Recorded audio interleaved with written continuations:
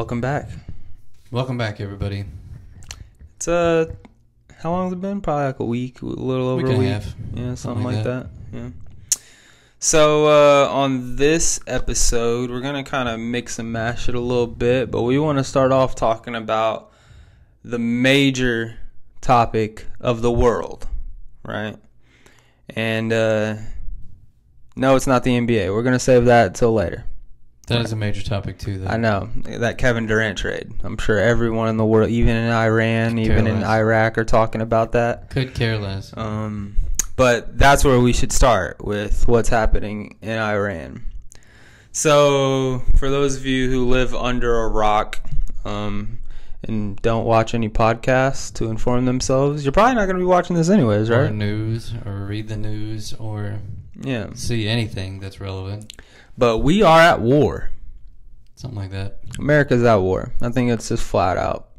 So, I guess to sum everything up quickly before we start getting to our opinions about things, Iran supposedly making nukes, like allegedly, I guess, making nukes. Some people say they are, some people say they aren't.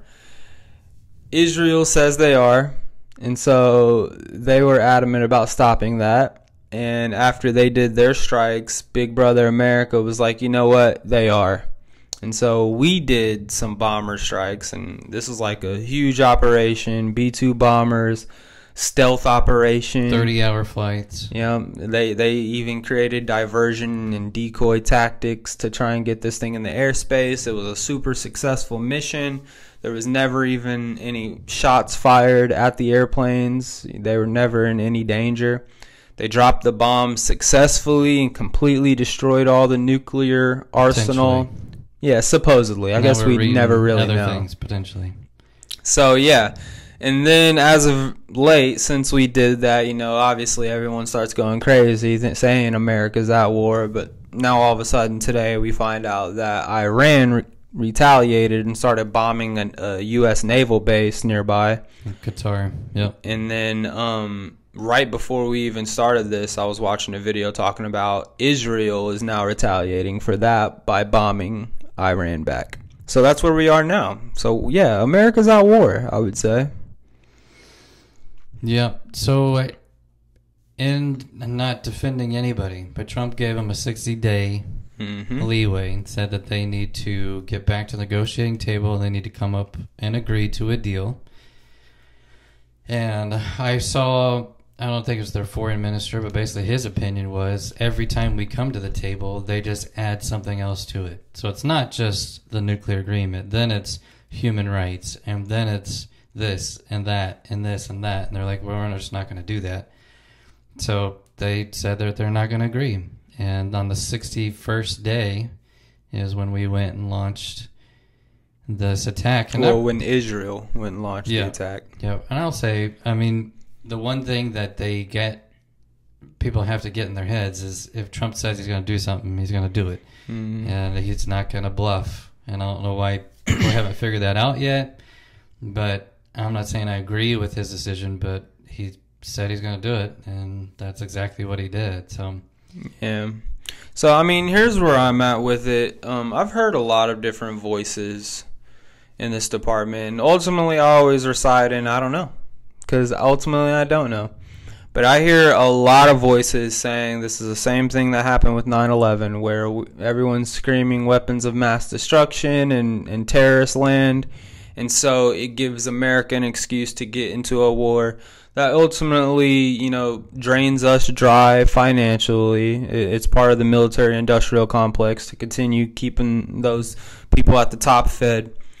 So you have that argument alongside, and then obviously the lives included, which today's warfare is a little bit different. I mean, you just saw the successful operation that had zero risk base. I mean, there was a lot of risk, but took zero damage. There was no type of risk in the operation.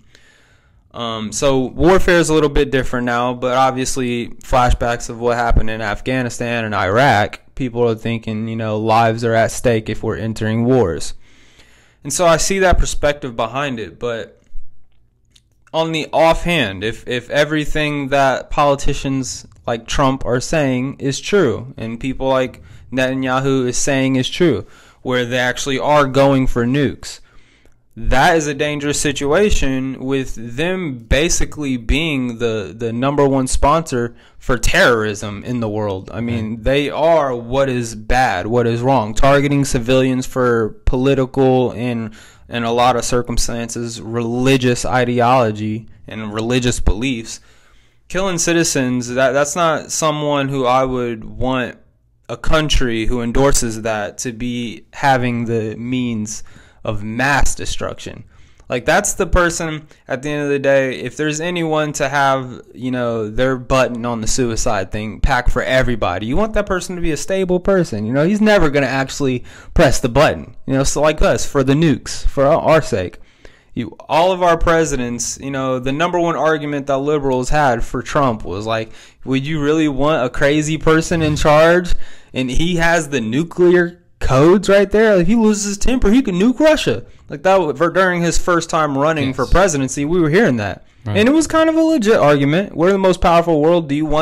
Are the most powerful country in the world. Do you want our capabilities in the hands of someone like that?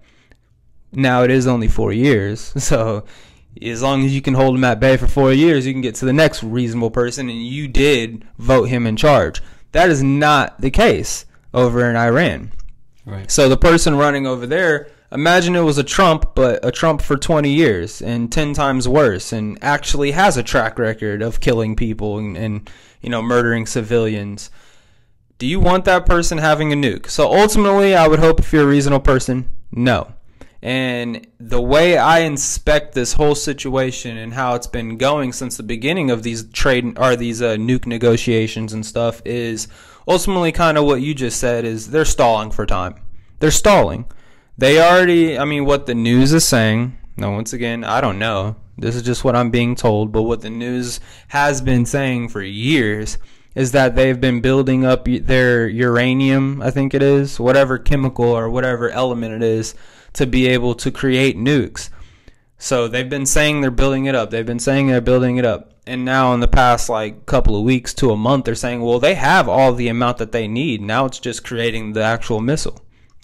And so if we're getting down this timeline to where they've said they have what they need and they're just creating it, you would think right around the corner is us finally putting a stop to it. Like, this is all chronologically adding up to make sense. Like, okay, maybe they do have nukes. Why all of a sudden now if they didn't?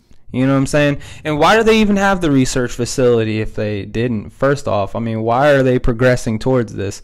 There's just a lot of questions that I have with the people who are screaming out weapons of mass destruction, just like Iraq and Afghanistan. I think this is a lot different.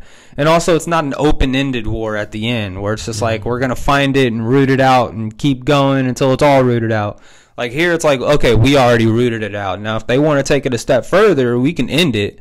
But we did our job. We did what we wanted to accomplish. We're just going to defend ourselves from this point on. That's kind of what this seems like. Potentially. Yeah, my challenge with this is, and I just saw a video about this, that Israel's been saying this since like 1999 about Iran. Yep. They're basically saying, and he keeps saying it, and he's presented it in front of Congress. He says it in press conferences, and he's talking about how they're 6 weeks to 12 weeks away from getting a weapon, and it started all the way back in 1999. So he was saying that same time frame even all the way back then? Yeah. He even showed it I saw the video of him talking about one of the Congress, like when everybody was together, and he was showing this, basically a drawing that somebody put together about how the steps you got to get to, and he's like, they're up here, and they're this close, and in 6 weeks they'll be ready to have something. So that's my problem is, and I'm not saying it's necessarily, maybe it is, they've got it and it's ready to go. But when you cry wolf that many times, I think that's a problem. Mm-hmm. And that's where people on our end were like, wait a minute, we heard all this stuff about weapons of mass destruction, as you said, in Iraq, and all this evidence. It was presented to the UN, presented to our Congress, all this stuff. And then we go in, and there wasn't anything there. Mm-hmm. So what we are concerned about, and this should be the concern of our president, should be the concern of our Congress, is sending our military, so men, women, 18 years old to however old they are, 40 years old, into harm's way for something that has little... Where's the evidence that this is actually happening? Yeah. And then here's the problem. Secretary of State Marco Rubio was asked this question point blank in a news... He was sitting down with a news anchor, and they said, hey, like, is there legitimate evidence that Iran has nuclear weapons or is close to it? And he said that's irrelevant. That was his response. So then what are we doing?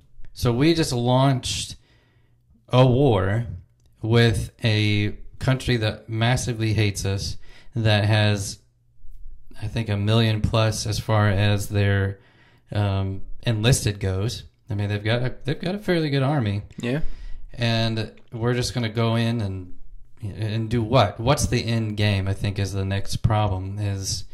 Israel's going to do their thing, but I question, just because of past history, of if what they're saying is actually accurate. And I think the majority of American citizens are like, show us. Absolutely. And hey, I'm in that same ballpark. Like, that's why I keep saying I don't know. The way they've done it with the media campaign, it makes it all make sense, but I am going to be the first person to tell you that I don't trust a media campaign. Yeah. So I have no clue. What I would say, though, I start to ask questions about this. Like, what does evidence look like?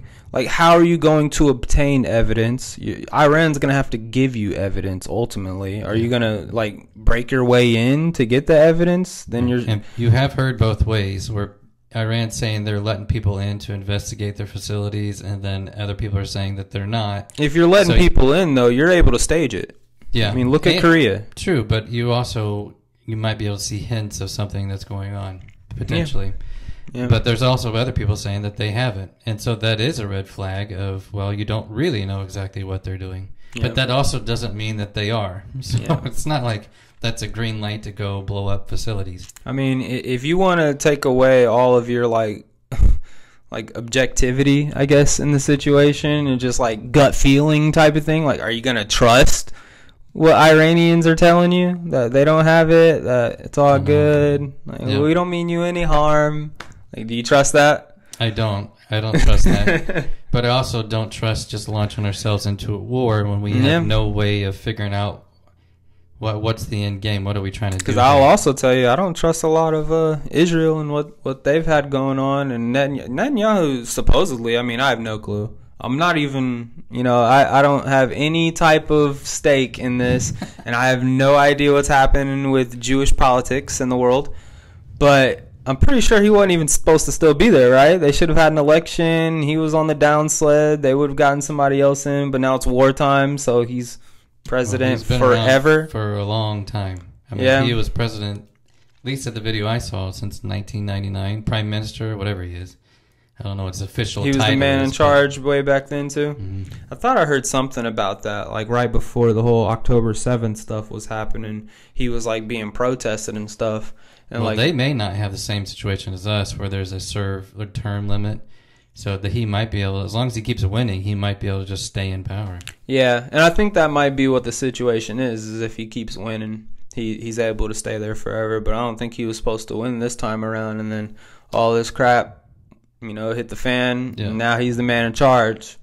No questions asked. Yep. No elections. All right, you hold it off until we're done here. So we'll see when we're done here. Because it might be a little bit.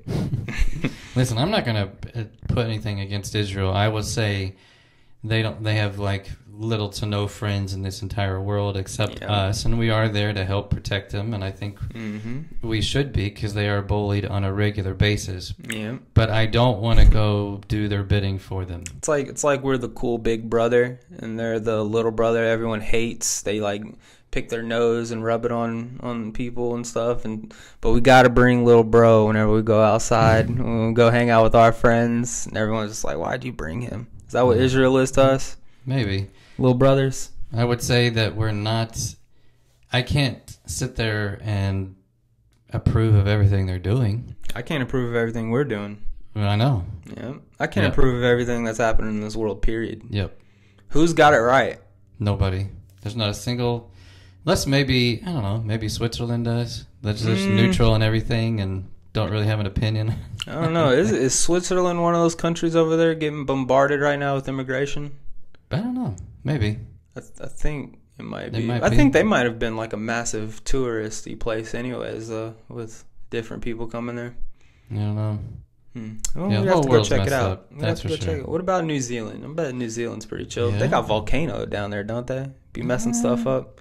I don't know about that. That's where Lord of the Rings was filmed. It looked beautiful to me. Yeah, it looked nice. Yeah. I think that was before the volcano, though.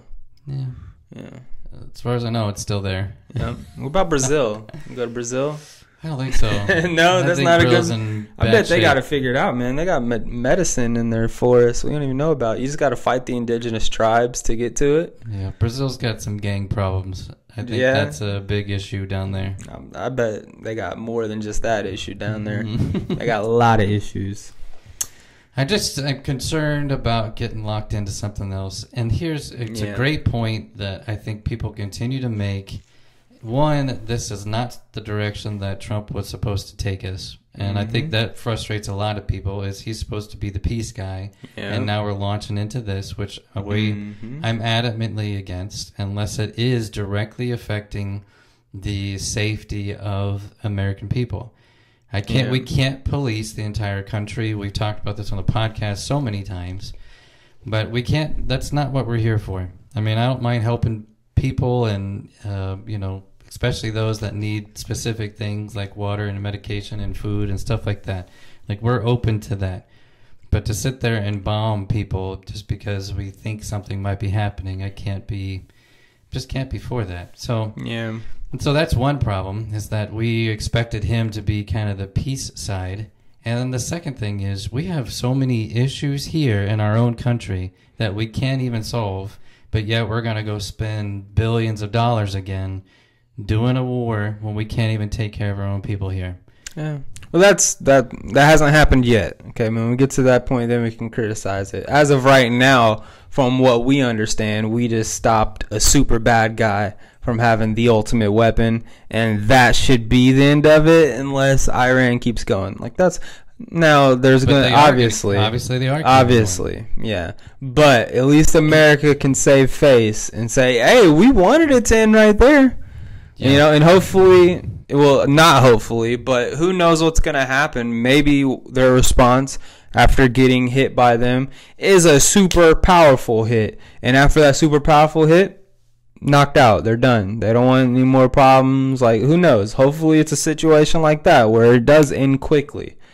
But yeah. When we're talking money, how much did it cost to send all of our ships over there that are now over there? They redirected like 3 of them.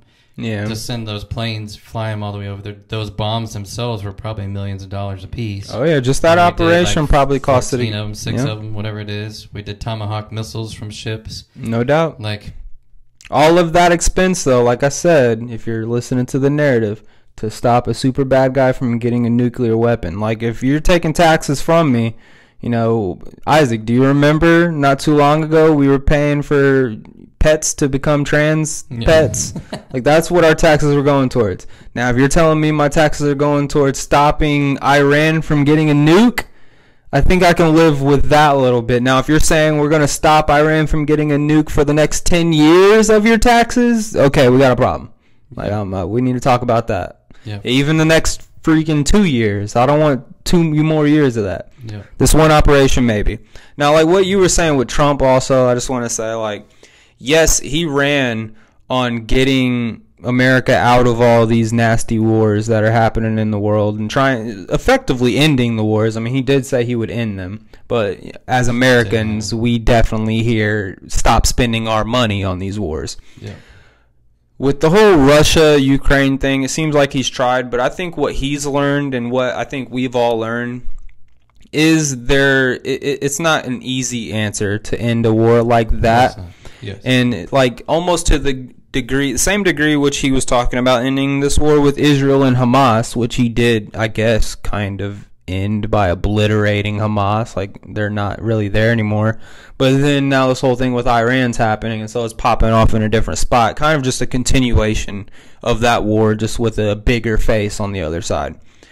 And I think with that situation, similar as the Ukraine-Russia situation, is that these are ideological wars. These are somewhat like, I compare ideology almost to religion. Now, you can kind of almost say in a literal sense with Israel and Iran, it is a religious war. Could be, yeah. But ultimately, the whole idea behind giving it those labels, in my opinion, is just the passion behind the war. It's not a simple a simple ones and twos type of war. You give me this, you take that, we're good. Like, these are sides that hate each other. Right. These are sides that are fighting for their own pride, for their history, for their country. You know what I'm saying?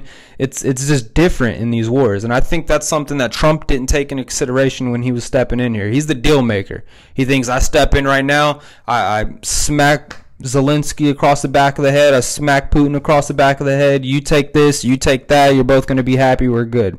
No, it's not that simple. Deeper. Way deeper than that. Yeah. Now, I like his approach better than Biden, which is just, throwing them money. Just money's going to solve the issue. Let them work it out. We pick this side. Let's just support whatever they're doing. At least I feel like Trump has his foot in the door, too, and he's seeing both sides and is like, okay, I understand where we're at. And I feel like he's actually trying to get either this resolved, if you're talking Ukraine and Russia, he's trying to get it solved peacefully, but ultimately he's starting to realize they don't want this solved peacefully. They're just going to keep yanking it back and forth. So now he's to the point where, like, okay, y'all duke it out. I don't care. Go ahead and fight and see who wins. And I feel like with the whole Israel and Iran thing, it's very similar in the sense to where initially he's like, we can get this done peacefully. We can get it talks. Okay, y'all don't want to get it done peacefully. But instead of just letting Israel go and take on the wave themselves, I feel like our relationship with Israel obviously is a lot different than our relationship with Ukraine, to where we need to be right there behind them if they're in a war. Yeah. We're their closest ally. They really depend on us. And so whether you agree or disagree with our relationship with us, the fact remains that's what it is. So that's why we're swinging. Like Ukraine tries to swing out Russia, and we're like, okay, fight it out. Instead of us saying fight it out with them, it's like, okay, we're going to fight it. And I think Trump, with the way he's been going about this thing, he's a heavy hitter. He wants to get this done quick. He wants it to just be over with, just like everything else. Just be over either very peacefully and very quick, or very harsh and very quick. Yeah. The challenge I have with that, well, you said it right. And I think the Ayatollah for Iran he's a religious zealot that has his mind made up. This is what he wants. And he said death to America, death to Israel. Like, it's very adamant what he wants. What I would be curious about is, you hear it, but I don't know. Just be curious. Is you hear that the Iranian people are not real supportive of him, and that a regime change could happen within the country to where the Iranian people actually step up, and they're the ones that say, we don't want this guy in power anymore. But you also don't know that for sure. I mean, I think that's what we hope is what's going to happen. Yeah. But I don't want to be involved in a regime change again, because it has not worked out in any country that we've ever supported. Syria is a great example. Iraq is a great example. Afghanistan is a great example. These are not countries that we have ever stepped in and helped. Where we did step in and help, and did step in to basically support a regime change, and now look at them. I mean, they're an absolute mess. I mean, when I think of that stuff, and I saw it on the news initially whenever this war started popping off, where they were starting to basically, like, they would have people on to interview, talk about the Iran war, and it would be someone who was like Iranian or at least speaks their language. And at the end of them analyzing the war, and here's a message to all my fellow Iranians. And then they would start like blurting out the propaganda. They start blurting out the, now is your time to rise up against your regime. Now is your time to, so I take that, right? I see that at the end of these news clippings and stuff whenever they're speaking this. And then I see Iran cutting off all their electronics. So obviously it was reaching there, and they're trying to stop that propaganda. Yep. And so that's just one little thing that I've seen over there. And then on the side of us thinking that most people over there want a regime change, if you think that they're not propagandizing us the same way they're propagandizing them over there and making us believe that that's what the people of Iran want, that's one of those things I'm going to chop up as a 50-50. I don't know. Exactly. Because I'm not in the country. I'm not talking to these people. I don't understand it myself. I see one video clip. It's like, yes, bomb them, bomb those bastards. Yeah. And you're like, the people of Iran are speaking up right now. That's one video of one dude that I saw there. Yeah. So I think that's what we're wanting to happen. Yeah. But I don't know if we have enough there to say that that's actually what people want. Because, again, you don't know what they're being told. They're probably being told that we are a massive enemy. We're trying to control the world. We're the new Nazis. And you've got Israel that's bullying all the Middle East, and they hate all Muslims and all this. Like, I guarantee that is being thrown out there. Yeah. But you don't know what people are believing or what's not. Yeah. Again, heck, you don't know what the truth is and what's not the truth. That's true. That's true. That could be the case. America could be the bullies over there, you know? That's always the argument. I think probably there's a lot of people that feel that way. Yeah. That's what the terrorist fighters are, man. A lot of them, I'm sure a lot of them are just straight up evil people who fight for their religion. They just want to kill all infidels type of deal. But I bet other people, they had an older brother that was bombed by America when they were 8 years old. And, you know, they're growing up and they hate America for what it did to their family. Yep. So that's why they're fighting. And that's a noble cause, in my opinion. I'm not going to say I can get in the mind of a terrorist, but I would certainly think that they'd have to go deep to get to that point where they're like, yeah, we definitely want to blow ourselves up, or we want to attack innocent people. We want to do something. Yeah. That's not just that's a message at a mosque, and then suddenly they just, that's what we're going to do. No, I think something had to turn the page. And when you feel like you're being oppressed, you're going to act out. You're going to do something to try to make sure that you're not feeling that way anymore. Yeah, absolutely. Not that I'm justifying what they're doing. I'm not by any means. Not at all.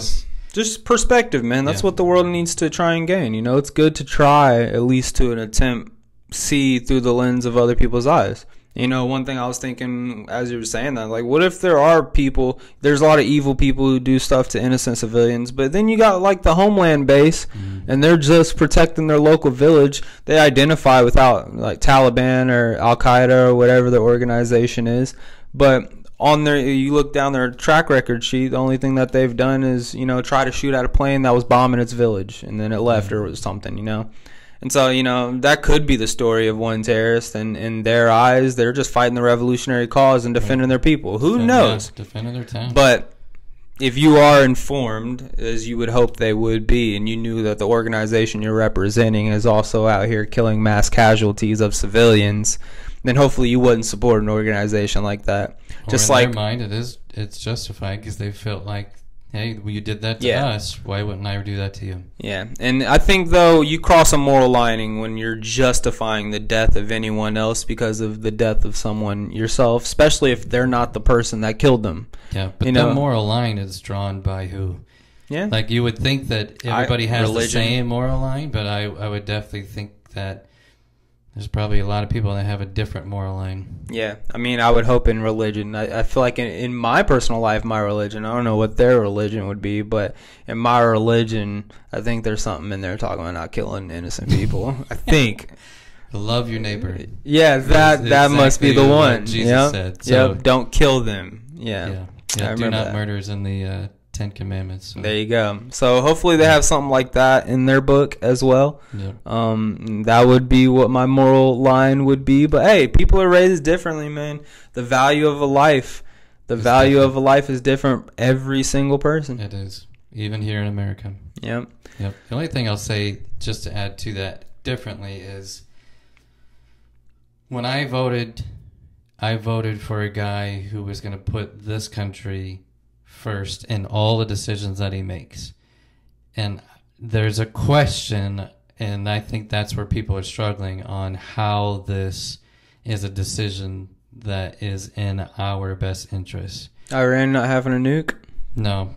Well, yeah, because, it's the, what are you starting? Was it actually happening?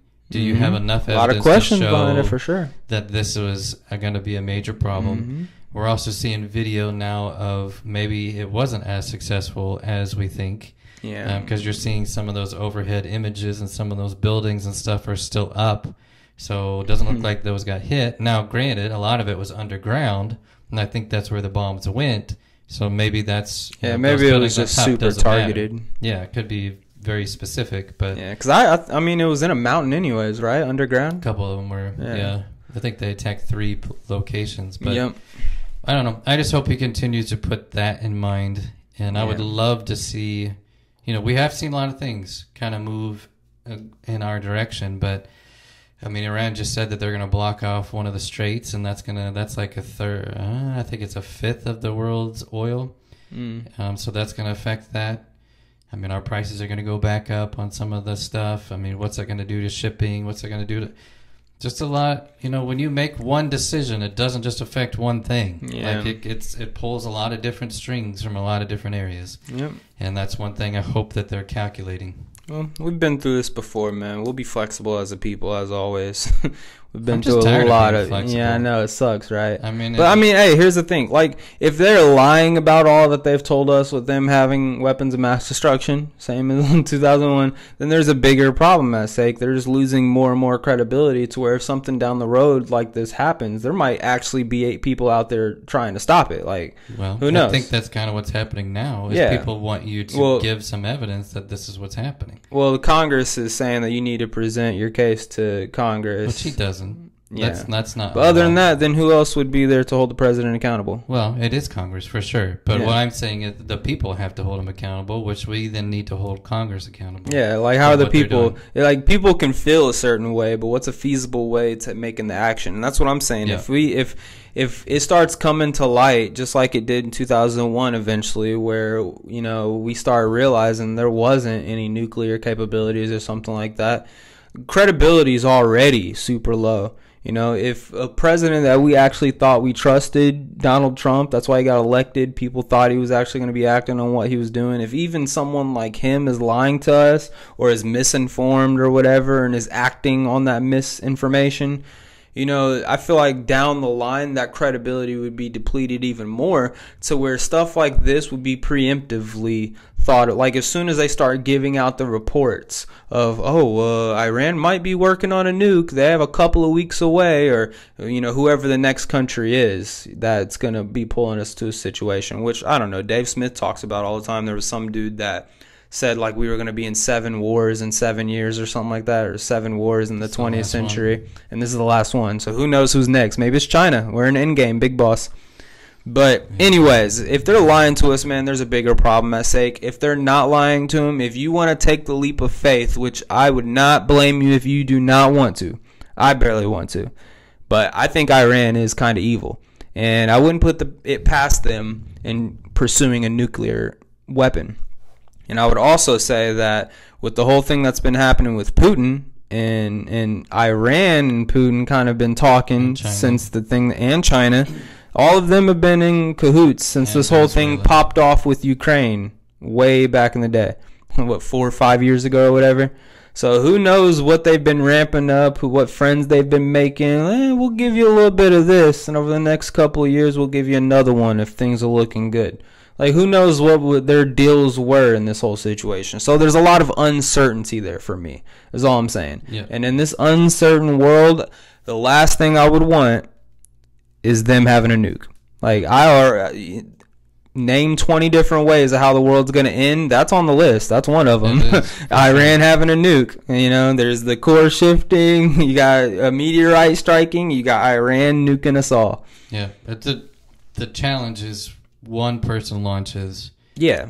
Then what happens? Does everybody else launch? And then that's when the whole world ends. So, yeah, you got to be extremely, extremely careful.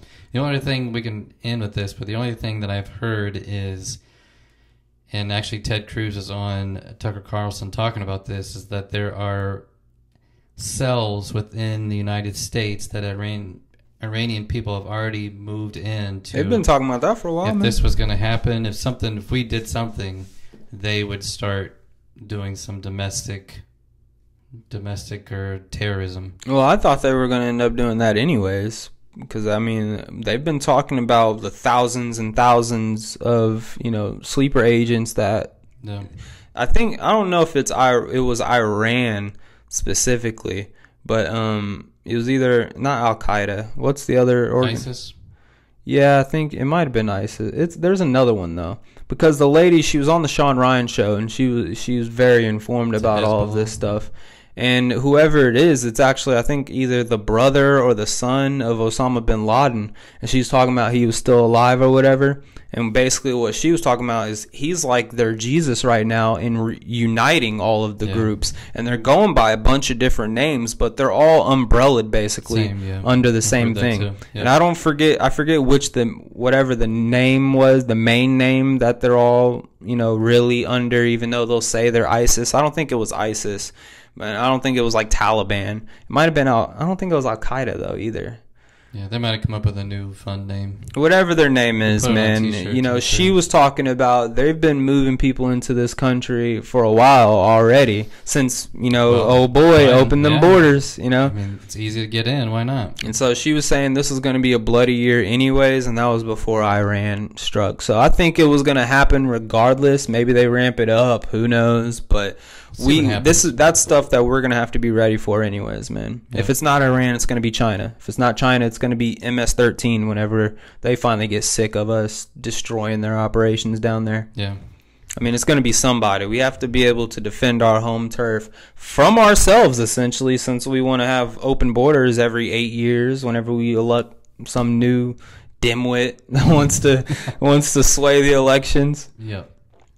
It's good. It's gonna be interesting, man. I'm telling you, I think we're in a book right now, right? And the book is about 20 chapters. We're about chapter 15 right now. We're getting more chapters. We're getting towards that climax right now. It's been a wavy ride. We've been on a twisty road. We don't know which way it's gonna take us. It's like that roller coaster ride, man. You just hitting there, cranking your neck, and eventually it's gonna stop, and you're gonna see the electronics and stuff and the video, and you're gonna be like, oh, that's cool. And then you're just going to yank off, and then you're off the ride. That's what our future is right now. We are about to hit stop and see all this entertainment. It's going to be like the world stops for a little bit, and then it's just going to be drastic another direction. Whatever that direction is. Could be good. Could be. Could be AI, We'll definitely see what happens. Yeah. But defending home turf, that's a great segue. Yeah. So, yeah, NBA Finals, Game 7. Thunder beat the Pacers. Obviously, we're Pacer fans. We are from Indiana.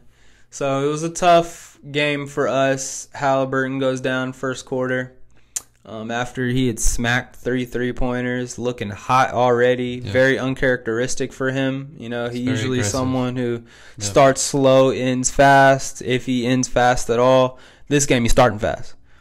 So, really had high hopes. Goes into the halftime. We're up by 1, but in that second quarter, Thunder made their adjustments. They started putting a lot of pressure on a lot of players, basically making T.J. McConnell be the scorer for them. Which he did. And he was scoring, but no one else was. Yep. And we couldn't stop them from scoring. That's the problem. Yep. And that's the NBA championship for you right there in a nutshell. That was the game. Yep. I think first quarter, the biggest... Obviously, you've got an aggressive start. We got into the game. We went up, 5 or 6. And then it was almost like if you're a sports fan in general, you hated to see what happened.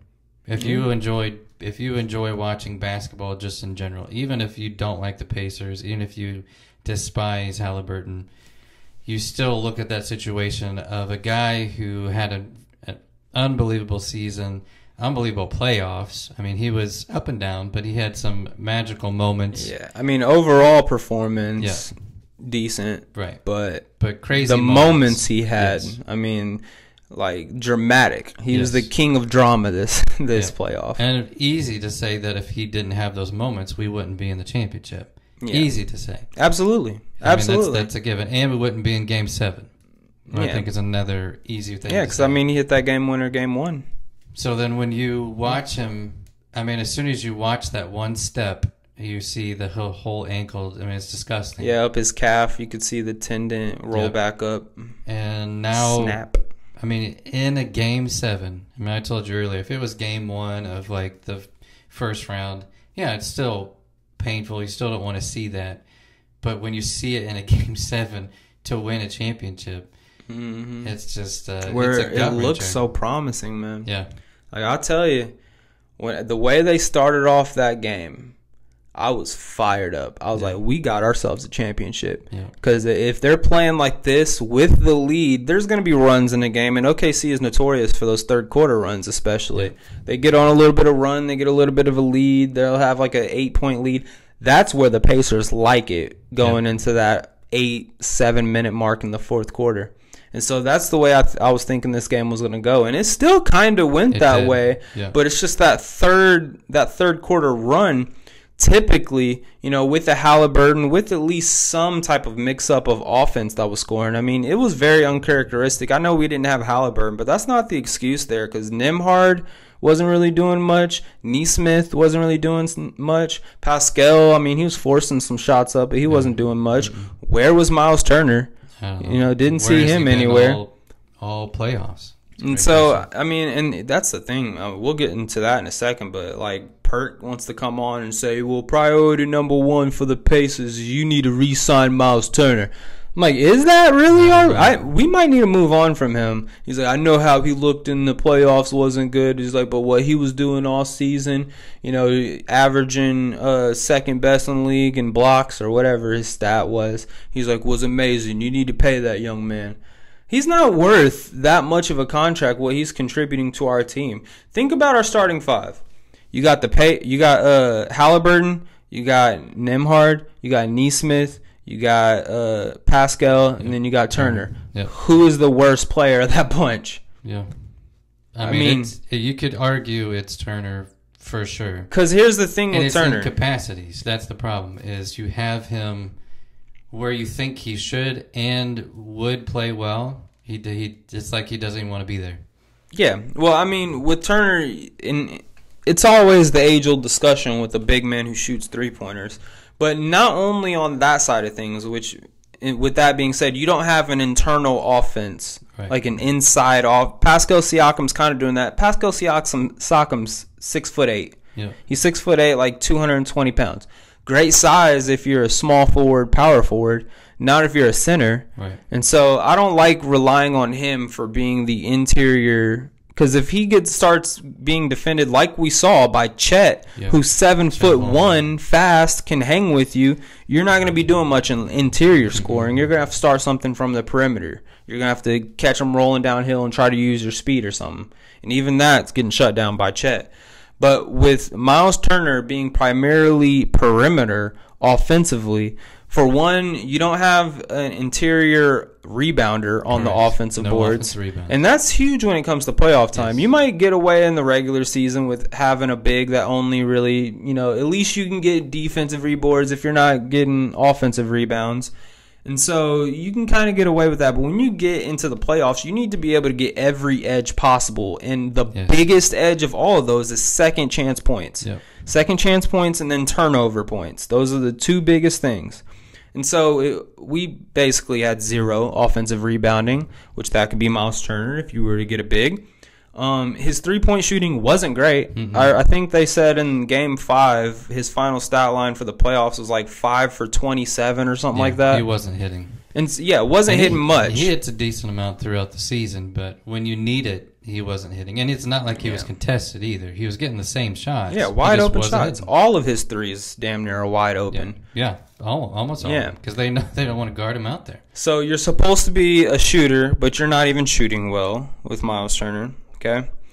Anything else offensively? I mean, we kind of already talked about interior offense, but also to go with that, no post. But I want to get to the defensive side too. Well, I'm just going to say offensively, the last thing is every time he was inside, there's not an inch of him that wants to go in strong. Not once. Yeah, he plays soft. He just goes up and he throws it up and he hopes it goes in. And that's what I'm Go saying. in with some power. Try to draw a foul at least. I mean, Neesmith's good at that. He's not an interior scorer like that, man. Yep. It's not even a controlled layup or a controlled movement. It's just it's thrown up and you hope it goes in and he hopes he gets fouled. He doesn't play strong. Yeah. He doesn't play like a big man who is confident in his strength against others. He's very whimsy when it comes to bigs, and whenever it comes to smalls, he's very easily like they'll foul him.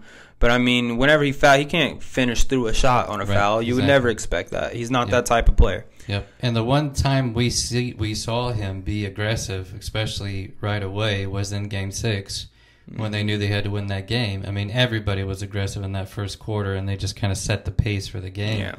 But that was not the norm for him. That's just not. Nope. And a lot of silly decisions. But go ahead, defensively. Yep. Well, I mean, on the defensive side of the ball, obviously he's good. Okay, he's a good defender. I don't want to take anything away from him. Whenever it comes to interior defense, he is great at contesting at the point of release. Whenever it comes to, that's why he's such a great shot blocker. He's able to reach up there. For one, he's tall, but for two, he's good at tracking the ball and where it's going. So, like, by saying that, I mean one of those people who's coming up for a layup, who's doing like the loop around 8. Like, he's the type of player that can track the entire thing. He can get to the ball, and I like that a lot. He's not an egregious mismatch on the perimeter either. Like, if a guard gets switched on to him, I think he can play well enough to make him pass it out, or at least make him drive to where he can get more help. And then that's the other thing. Help defense is pretty solid too. He's a little slow. He doesn't get to every spot proper timing, but he at least knows where he's going. So defensively, he's really good. He's solid. The only thing I'll add to that, though, is, and this is across the board in the NBA, and this is not just him in general, but he does it a lot. Mm-hmm. As soon as that shot goes up, he's watching. Yeah. People, I don't know, when I first started playing basketball, the first thing they taught you was to box out when that shot goes up. Yep. And we have a lot of offensive rebounds that went to the Thunder because we were just watching the ball. Yep. Well, another thing I would say with that, and him being such a great shot blocker and that kind of being his calling card, everyone who knows basketball knows if you're primarily a shot blocker, that dispositions you for rebounding. Yeah. And so if you're leaving your person to go and contest a shot, block a shot, or whatever, now your person has the opportunity to run to the rim. So if you were getting there but you don't get to that block and they get a shot up, there's now no one at the rim to get the rebound. Yep. And so that's something that a lot of teams take advantage of when it comes to shot blockers, is just misplacing him out of it, getting the rebound, getting an easier shot. And so that's something that, you know, I've been thinking that since the beginning stages. I forget who it was. I had a conversation about, I think it was back when I was a coach and I was working at the school. I had a conversation with someone about Miles Turner, and they had brought that up to me, and I was like, that's a really good point. Like, if you're trying to contest too many shots, it gets you out of spot. That's why he's not that great a rebounder, offensively or defensively, you know. So these are, you know, that's the well-rounded report on Miles Turner. Now, is that a player that should be getting paid $30 million a year? No.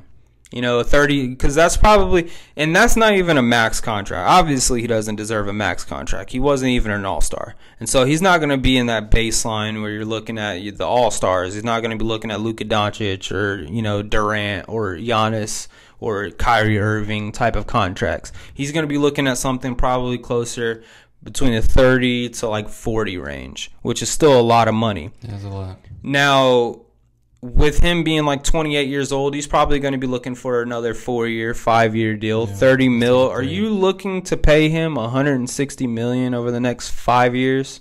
Yeah.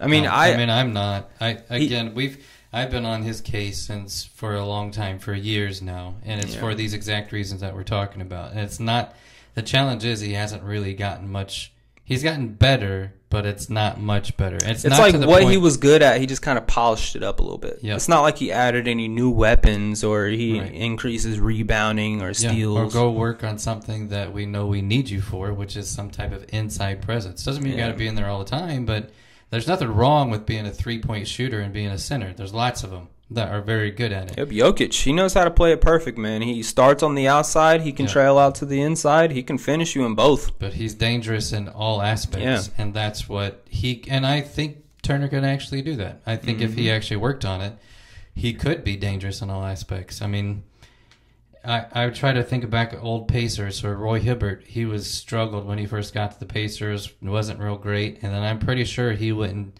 spent some time with Tim Duncan.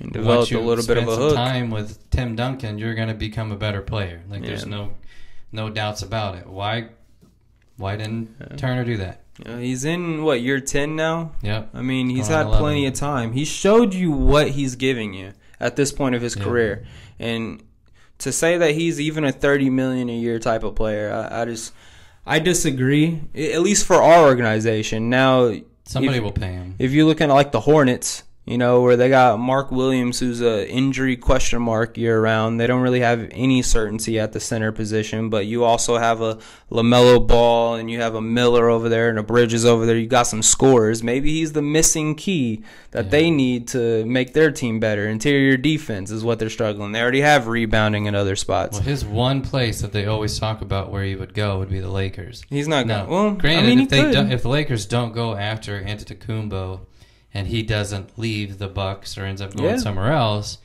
I could see him potentially going there. I mean, that's actually a good fit because you got LeBron and Luka hitting the boards over there. Yeah. I mean, he wouldn't need to be a great rebound, and LeBron's your interior scorer. Luka's your interior scorer. I mean, he could really space the floor. I think he'd benefit the team. He's not going to bring you a championship, but I think LeBron would bring him a championship. He didn't this year. Well, I think they needed one more year to gel, man. It's just like Pascal and Luka. Obviously, we made it a lot farther. But Pascal's situation with the Pacers, first year is kind of to test the waters, see how it is. Second year, I'm a lot more vocal. I'm about my business. Did you see the off-season pictures of Luka? Been working out, been losing weight, being healthy, getting on top of his stuff. Probably spending time and getting some mentoring from LeBron, I would assume. Yeah. Who knows, man? Lakers could be. I think definitely Lakers are going to be better next year than they were this year. Yeah. I think that's for certain. I think they're going to get past, it depends on who they draw in that first round, obviously. If they get the Thunder, maybe Minnesota again, who knows? Well, LeBron's going to want it because he knows he doesn't have much time left, so he's going to at least try to go after probably one more if he can. Get his son a championship ring. I bet that's what is on his mind right now. But on the Pacers side, there's nothing against. I have no problems with the Thunder winning the championship. I think they're a good team. They're a young team. They're very, very difficult to beat, and I'm not going to put anything against them because I think they're a well-deserved basketball team. You hate to see the Pacers lose that way. Like if they, Hallie would have played the whole game. He wasn't injured, and we still lost by 5, 6, 10, whatever it is. Yep. It's a different feeling. Feels actually earned. Yep. But then when you walk out of that game and you're like, what could have been is what's rolling through every basketball mind right now. Is what robbed us of an amazing Game 7, man. Yep. I bet it would have ended tight, too, man. Because the Pacers weren't going to back down. Yep. They came out hot. And honestly, they still made a run in that third, That's what I'm saying. They had the chance to get themselves back in that game. And they were starting to hit shots. Thunder were starting to slow down. But then they started turning the ball over. They make a lot of decisions where they drive into double coverage. I mean, people scoot in on them. They get they lose the ball a lot. There's a lot of turnovers. So that's one thing that Carlisle's going to really need to work on for next year is how do we take care of the ball. Well, yeah, I mean, having Tyrese Halliburton in there consistently should be. Yeah, but even when he wasn't there, we were still turning the ball over like crazy. Against the Thunder in this playoff run, but throughout the season and even the other playoff series, Halliburton's notorious for having a stat line that's 13 assists, no turnovers. Yeah.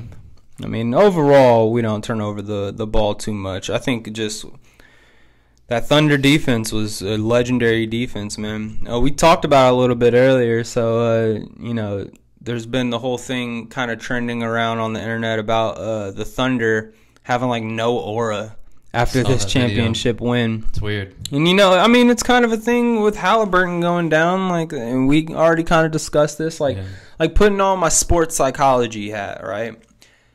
Think about this. You have the highest expectations for an NBA team. Kind of like the Celtics last year where everyone's like, this is the team that's going to win the championship. Many people were saying that about Thunder. Yes. And you go from that point all the way through the season basically reaching those expectations, being number one in the West, dominating lots of teams, being a dominant team. Best record in the league. Then you get to the playoffs, and going through the playoffs, I mean, you have, people will say people were hurt left and right. Warriors, Steph Curry hurt, Nuggets, they had Aaron Gordon hurt or whatever, now Halliburton getting hurt or whatever. So you have these playing into a factor. And, before this Pacers series, you're relatively having an easy playoffs. You're beating up everyone else pretty easy. And then you get to the finals, and Pacers are showing you a fight, take you all the way Game 7, and then Halliburton goes down in the first quarter. Yeah. And so you go on and you win that game. There's a lot of questions. I mean, like I said, putting on my sports psychology hat, how would you feel in a scenario like that where you were expected to be here? You were supposed to be the champs. You get there, and all of a sudden this team that shouldn't be there punches you in the face, makes you bleed. Everyone realizes that you're not a god. You're a real man. You can bleed. You can lose a basketball game consistently. Yeah. And then the star player for that team goes down and you end up winning a game. How would that make you feel? Yeah, it doesn't feel the same because it makes you feel like that you didn't actually beat the best. Yeah. When if he would have stayed in and you did win, then you'd feel a little bit different. I mean, the only point that I would make, and I said it to you earlier, was there may not have been a lot of celebration because it's almost like they were just relieved that they did finally meet that expectation because they had some expectations last year, the year before, but. The thing I would say, it's almost like it might be the feeling of like you're running a marathon. Like you're amped up, you get into it, you're running, you're exhausted, you're tired, you finally finish. Yeah, you celebrate that you won, but you're also like, I'm so glad I'm done with that. So no champagne in the locker room, though? I mean, come on. No, that's definitely weird. And I mean, it wasn't just even the players, too. Like, if you watch the video clip of the fans right after that final buzzer, like, you had a couple of fans like, yes. Yes. And then it'd go back down. Yes. And then they're kind of just looking around, cameras. Like, no one was like, there. It didn't seem like there was that diehard fan that's been a fan for 15 years watching them lose. Like, it gives me the vibe, and I'm not saying this is the case, okay? I don't want the OKC fans attacking me here, but it gives me the feeling like most of these people weren't even fans, like, 2 or 3 years ago. They just got here with this team, with Shai Gilgeous-Alexander. And with all of that being said, like I said before, you have the highest expectations. You're one of the youngest teams. Like, these are kids, and they just step into this role, basically, and show that they're the biggest and the baddest. I mean, I'm not trying to take anything away from the OKC fans, but that celebration after the game didn't look like a team like the Indiana Pacers that's gone 25 years without a playoff appearance or without a finals appearance and has never won a championship ring. Like, I guarantee you, if we would have won the series in a Game 6 in Indianapolis, they would have rushed the court. People, like, security got trampled. Like, people would have been burning stuff downtown knowing Indianapolis. I can't disagree with that on the Pacers side. I don't want to speak for the Thunder. Maybe it's like you said, the aura was different when Halliburton went down, so it may just be that feeling of, I think it is. Hey, we didn't, it's not earned. We didn't face who we thought we were going to face, and yet again, and they still almost lost the game and losing their star player. Mm-hmm. But. Yeah, we'll see. The challenge is what's next year going to look like. It's going to take over a year probably for Halliburton to recover. Maybe we'll see how it goes. Yeah, he's not playing next year. That is not a quick recovery. Dude, Achilles tear is horrible. So then what do you do? I mean, do you run with what you got? You had the question of Turner, which we've already talked about. Do you try to bring in somebody? Well, let me tell you my game plan. Do you be really aggressive in the draft to try to get somebody that can fill some spots? Do you trade? I mean, there's a lot of questions. Pacers are not known for making massive trades necessarily. I mean, the Sabonis-Halliburton trade was pretty huge, but at the time, people thought that wasn't a good trade. I mean, people thought we should have hung on to Sabonis when we got him. Did they? I heard both sides. I don't remember too many of those people. I think immediately people were like, "Oh, that's pretty good. Yeah, pretty good trade. Yeah, nice." Yep. So, what's your finalize this? What would you do? So here's what you got to do if you're the Pacers, man. And I don't want to finalize it yet. We still got a couple other things to talk about, some of these trades. Yeah, right? We're running out of time. Yeah, we got enough time. But if you're the Pacers, this is what you got to do, man. Jarace Walker is a dog. Okay, Jarace Walker is a solid player. He's 21 years old. He's young. He's been in the league. I think this is his second year. So he's about to be going into his third year in the league. I think he probably still has 2 or 3 more years left on his rookie contract. It is time to start playing him. He can't just ride the bench. Now, he is a power forward. That's where Pascal Siakam is. That's where Obi Toppin is. Both of them great players. You can't get rid of Pascal Siakam. I mean, he's the second best player on the team. He's the vet. Very consistent. Obi Toppin is a really good player. Obi Toppin, you know, if you played him consistently in that type of role, he could be someone in contention for a 6th man of the year. And that's why we need to use that value now and trade him. Don't re-sign Miles Turner. Let him try his luck over in the free agency. Trade away Obi Toppin. Try to get a older veteran type of center, someone who's just focused on securing boards, maybe a low post offense on mismatches, but someone who knows how to play the game, who doesn't get rattled in big situations, like a Valanciunas or maybe a Nurkic, or I even like Steven Adams. You know, someone old veteran who can just secure boards, play good defense, be there when you need him to. Doesn't get hurt, pretty durable. Someone like that. You should be able to get that with Obi Toppin. Maybe you can try to get a good draft pick out of it too. If you're like, if it's a Steven Adams situation, you should definitely try to get a draft pick for that too. Steven Adams 31, Obi Toppin's 26. You know, there's value in age.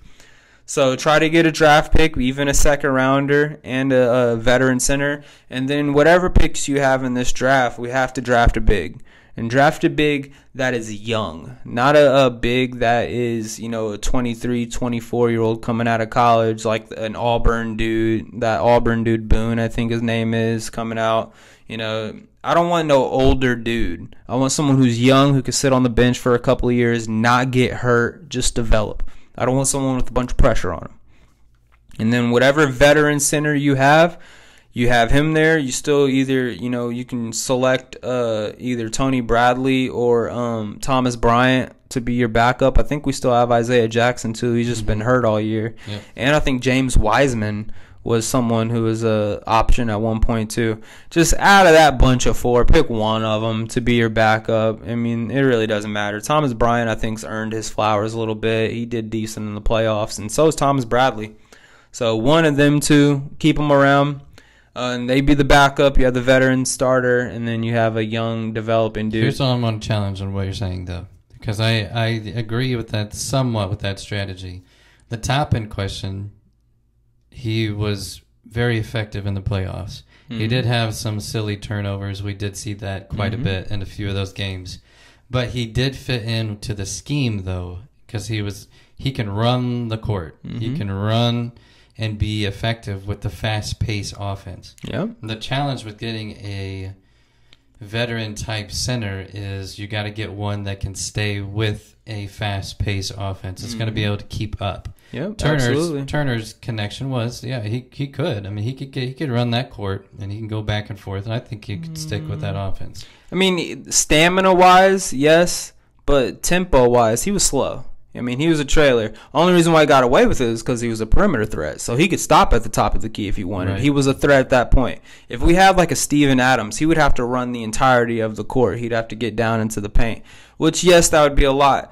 But you should have the thing about the Pacers with their pace. The pace isn't about the sustainability of it with yourself. It's about the depth and who can step in and sustain it. So if Steven Adams... But it's got to be at all spots. I mean, every spot has to be able to step in. Yeah, absolutely. You got to have it at the starting position, but you also have to have it at the back. And that's what I'm saying. If you were to get someone, and Steven Adams or Valanciunas or Nurkic or whoever it was, they're going to be just as slow as Miles Turner was slow. Only difference is they're going to be attacking the rim as well. And Miles Turner is mostly out on perimeter, less running room. But if you have depth behind that, they should be able to still sustain that pace just for shorter spurts of time and just rotate more players in. You're going to have to do that anyways with the injuries. Yeah. I mean, that happens all the time.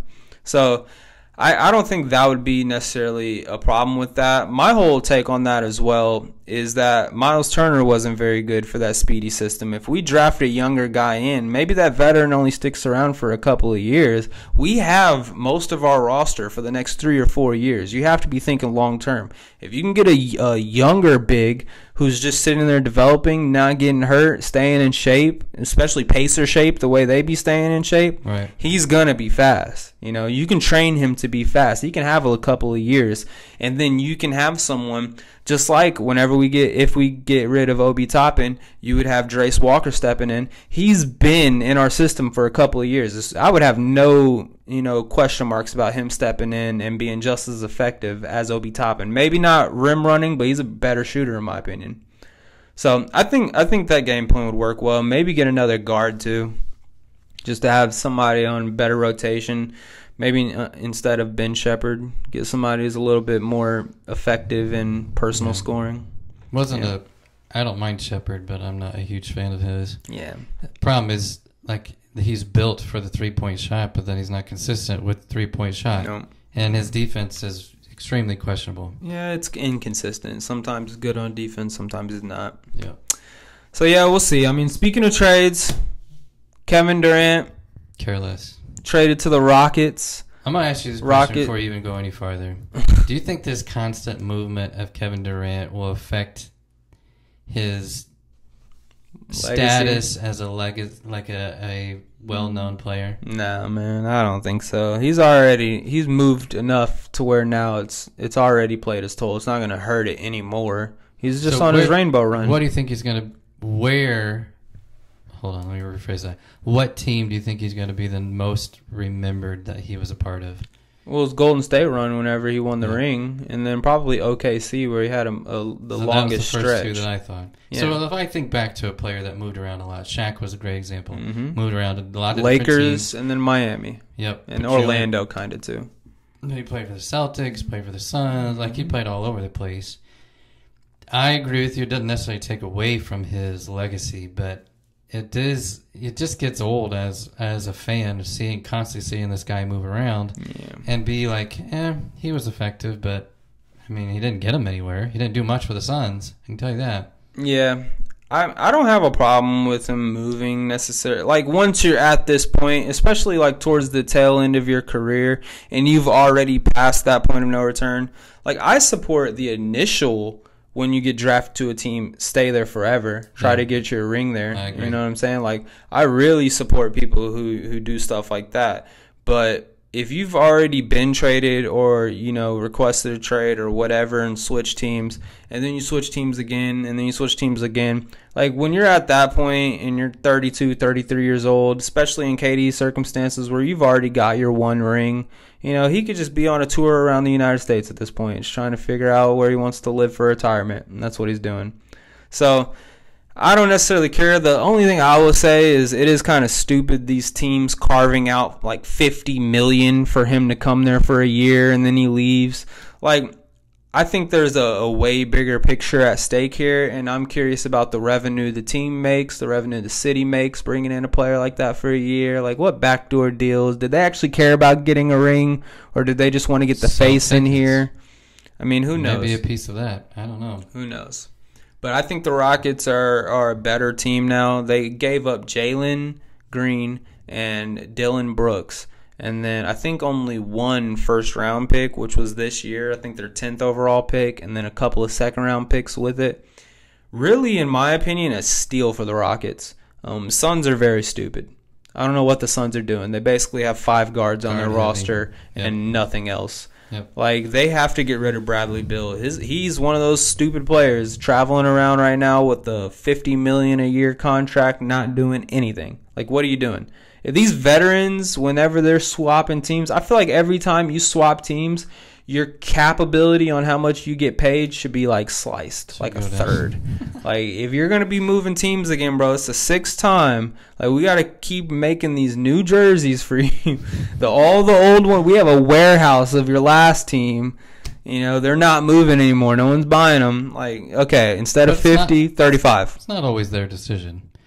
If they're not performing, maybe they're bring them on, and if they're not performing, all right. You might just give them a shot and then say, hey, if it's not working, then you move on.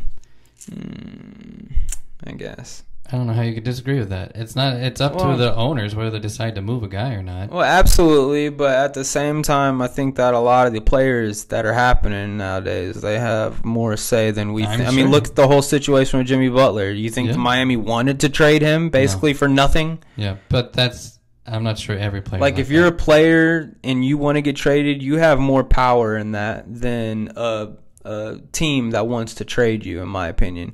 Because a team that wants to trade you, like, I don't know. I mean, who knows? Because ultimately, yes, you're correct. Like, they can do whatever they want in the front office aspect of things.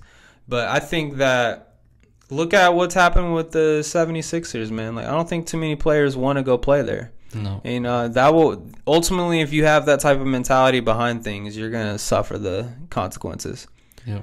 The other trade. The only thing I'm going to say, I hope the owners stop just forking over millions and millions and millions of dollars for players that what are you going to really get out of them? And that's really the question of any trade. You're hoping the trade doesn't just affect your pocketbook, but actually pocketbook. That's such an old statement. Yeah, you're old, man. Affect your wallet, but also like it's your goal. I think maybe I'm wrong. Is to try to build a championship team. Am I incorrect? Isn't that what every NBA team's trying to do? Yeah, supposedly. Because it sure doesn't seem like it with the way some of these people make trades. And I don't think the Buss family over there with the Lakers actually cared about getting a ring this year, even with the Luka trade. Well, they just got sold for like $10 billion. Exactly. $10 billion. Exactly. Oh, nice timing, isn't it? Huh? Yeah. The same year you got LeBron still on the team, but in a year now he could be gone. Let's make a giant trade, bring over the biggest superstar in the NBA. Oh, now we're worth how much? 10 billion. Let's sell it. Yeah, I'd sell it. You know, they're $10 billion. They're a sibling group. I think there's like 6 of them, and not all of the siblings were on board with selling it. Really? Yeah, so a little. But are they all going to get a cut? Yeah. That's different. Of the percentage that they sold, yeah. I think they're still partial owners or whatever. Yeah, I think some will still work for the office too. They're making. What are you even going to do with that? Billions. $10 billion. How can you even spend all that? Oh, I could figure it out. Can you? Yeah. What you going to do? I'd buy an island. Okay, that's $2 billion gone. Now what? You got $8 billion left. What's next? I'll make a list. It'll be on the next podcast. Yeah, that list is going to be long, and then you're still going to have about $7 billion left. Yeah. Dude, think about it. That's listen. 999,000 million. Yeah. Just think about that. No, I understand. But I would love to at least have the option. Let me try to spend that, and I'll let you know. You're not able to, man. It would just be like a blank account. Like, just swipe the card. Okay, it's yours. Just do that for everything in the world. Just swipe the card. I would love it. Yeah, me too. It's not going to happen, but I'd love it. Only other trade I wanted to talk about was Bane. Yeah. Bane going from the Grizzlies down to the Orlando Magic. Orlando Magic give up basically the entire team? Yeah, like 6 picks or something like that. Like 5, 4. I don't understand that at all. And they're like all first rounders or something like that. And then Caldwell Pope was the shooting guard that they gave up. Whatever. Yeah, he's an old veteran, $22 million contract. That was more of just a dump him because he's too pricey. Can you build a team around Bane and make him your star player and say that I'm going to go win a championship with That's this not guy? what they're doing, though. That's What not are what they're they doing. doing? Well, they have Paulo Banchero. Right. They have Franz Wagner. Yep. Those are the franchise. Those are the 2-star players. They have Jalen Suggs at point guard. Great two-way point guard. Good lockdown and shooter. And I don't really know what they're doing at center. I think they have Wendell Carter Jr. at center. He's an all right center. They need to do something different at center. So they're just bringing in perimeter shooting. Because if you watch that Celtics series, they actually had like Paulo and Franz Wagner were trading blow for blows with Brown and Jason Tatum. Yeah. Like, they were on par with those two. And Franz and Paulo Banchero are both like 21 and 20 years old, like super young, basically rookies. I think one's in year 2, one's in year 3, maybe, or maybe it's year 2 and year 1. I don't know, but isn't that a decision to you that's like, we're going to try to win right now and forget about the future. Exactly, because they think that with Paolo and Franz still on their rookie contracts, being able to play at the level that they're playing at, we're able to bring in someone like Bane, who has a 5-year, $200 million contract. We can bring him in and be a consistent shooter, be a consistent offensive weapon that gives us that extra 15, 20 points that those two players need. And then outside of that, they need to figure out a couple other. I'm not saying they're a playoff, like a championship team at all.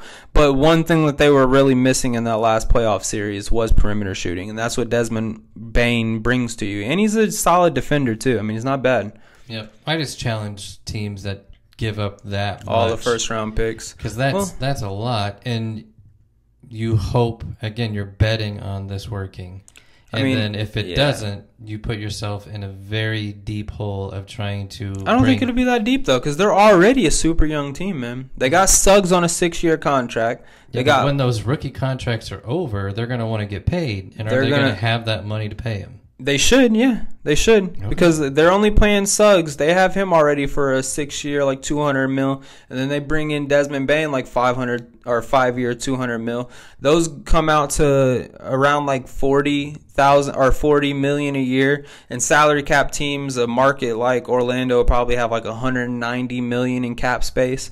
So theoretically, with two people on max contracts, about $80 million right now, you got $120 million to be able to pay your 2 star players and then the rest of the team, obviously. The rest of the team. Yeah, they get like $3 million here, $4 million if you're trying to sell out to get a championship. Yeah, but you've seen that on the contract side for several teams, and it did not work out in their favor. 76ers is a great example. You had all these fat contracts. You gave up all these picks, which they're not there yet. I mean, who knows? If Franz flares out, they don't pay him. They pay Paolo.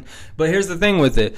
All of these players that they now have, those 4 right there, they have all of them for the next 4 years if they wanted. Right. And that's about what they gave up for draft picks. So no young dudes in the next 4 years, but in the next 4 years, you're going to have a 27, a 30, a 25, and a 26-year-old. Like, you're still kind of young. Right. And so if you can just bring in people from free agency, some of these 27, 28, 29-year-olds or a 30-year-old here and there, pay them cheaply as coming off the bench, eventually you'll get some second-round draft picks, bring in some younger players. Yeah. I like the move now that I'm coming around to it. Works. Well, I mean, you're hedging your bet, and you're going to see if it works. We'll see. Yeah.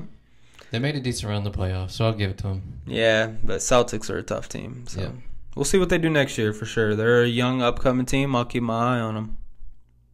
All right, anything else on this podcast? That's it. I think it's time we wrap this boy up. Peace out, y'all. Peace out.